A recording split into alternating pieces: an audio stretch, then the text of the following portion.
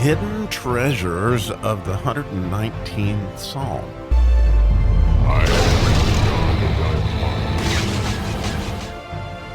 It's so amazing what we get to do today. We get some understanding of the letter Pei as we are in the second verse of the Pei section of the 119th Psalm, which the Pei, as we talked about last episode, is this idea of the presence of God, is the idea of the face of God, the utterances of God, and we talked about yesterday the wisdom, which thy testimonies are wonderful, that they're so amazing. Our souls were just meant to believe them, and as you may know, that the Pei, the face of God, spoke things into existence. And the very first thing he said, which is going to give us some understanding, is today's verse. So it's verse 130, which would be the understanding of the wisdom that we talked about yesterday. So here it is in English. The entrance of thy words giveth light. It giveth understanding unto the simple. And so in this whole idea, we talked about yesterday that our souls keep the testimonies because they're wonderful. And our souls, right, as it says, thy word is a lamp. The whole idea of the nefesh is our souls, and they desperately need light to find their way. So the entrance of thy words, and there's such a neat thing that word entrance has to do with the letter Pei. And so as God turns his face towards us in whatever way, shape, or form, that is the blessing, but it also brings light.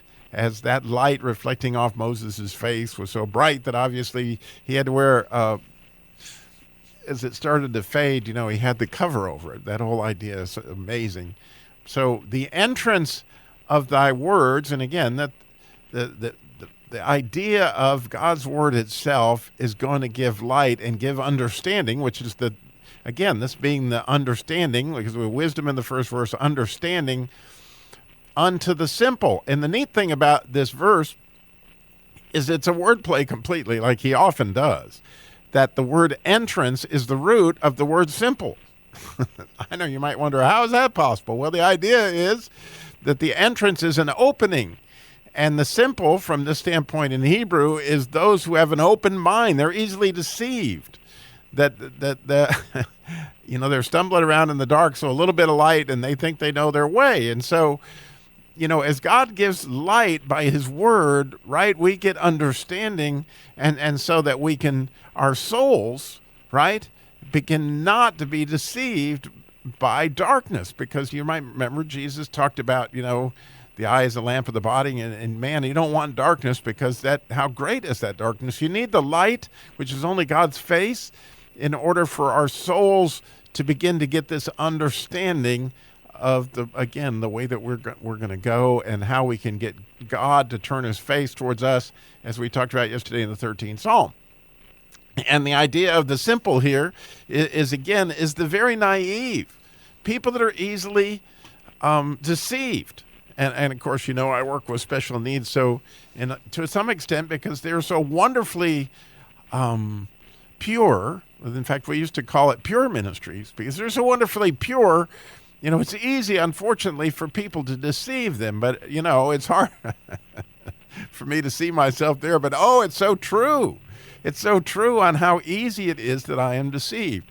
And so in today's story, that it would illustrate this, that, his words giveth light to give understanding to the simple. So where was Robbie deceived? Well, the worst place I was deceived probably in my life is when I got involved in the Church of Scientology. And you may have heard me talk about that before, that, I studied under Ron Hubbard there, and the Dianetics and Modern Science of Mental Health, on into Scientology for about a 3-year period. And when I met my wife, I was still very much a Scientologist as far as my worldview was concerned. That I had been deceived, and from my standpoint, that was where the answers were in the mind, which is very much what Scientologists believe, that, if we can get our mind straight, then we can work our way to heaven. It's just a matter of getting your mind clear of all the clutter that they call engrams, and then once that's totally straight, then you can become like God. And that was my understanding, and I had been totally deceived because honestly, I'd not spent any time in the Bible, or I hadn't spent enough time in the Bible to get the light necessary to give me understanding. And the understanding that I needed, desperately needed, was, Robbie, you're not God. But God knew that. And so, you may have heard my testimony that I bought the tape set on The Power of Positive Thinking by Norman Vincent Peale. And when I got into the set, it said, the best way to get a positive mental attitude was to get up every morning an hour early and begin to read the Bible, which made no sense to me at the time, but that was the entrance. That was of how, the opening of light that got into my soul, so I could begin to believe, so I could begin to get some understanding of who was not God was Robbie. And it may seem simple to you, but that was a profound understanding. And it came to me in the book of Job. And so as I was reading through the Bible, and I've often said it canonized because it hits you with a cannonball at some point in time. And here's how it hit me, because I was so angry at God as I read through the Bible. I was angry that he was so judgmental and that he, so many people had been smote throughout the thing. I was getting madder and madder. And when I started to read all this stuff about Job and how he lost his kids and his family, and then these comforters, wore him out there for, 25 chapters or however long it is. In the book of Job, it was just making me madder and madder and madder.